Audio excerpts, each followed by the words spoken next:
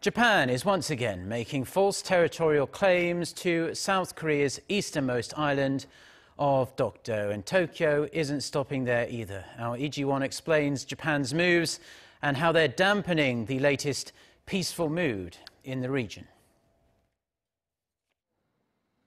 Japan has thrown a wet blanket over the recent reconciliatory mood springing up in East Asia.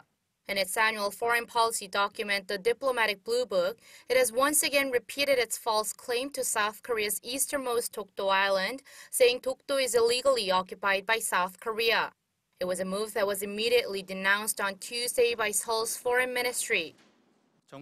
Our government strongly protests against Japan's diplomatic Bluebook having repeated this claim to South Korea's sovereign territory of Dokdo, and it strongly urges Tokyo to immediately drop the claim.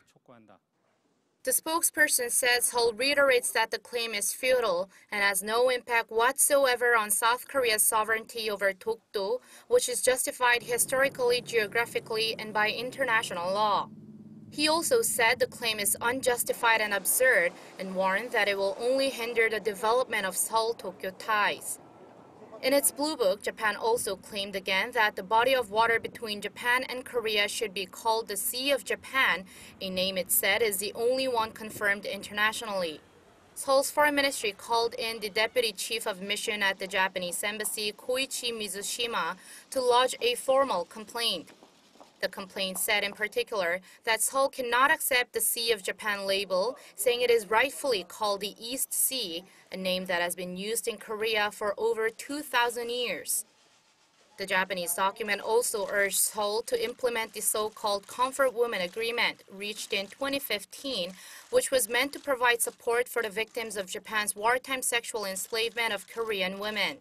The deal did not take into consideration the opinions of the victims or include an official sincere apology from Japan, and has been neglected for months. While Japan's claims are not new, what's notable this year is that there is much more material related to Dokdo and the Comfort Woman issue compared to last year. It has also deleted a phrase that called South Korea Japan's most important neighbor that shares strategic interests. And doing little to build closer ties with North Korea, the document condemned the regime's nuclear tests and missile launches as severe threats and maintained its hardline stance.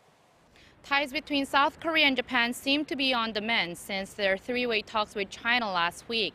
But observers say Japan's lack of repentance for its past wrongdoings could isolate it further on North Korean issues, especially with even Pyongyang urging Japan to apologize.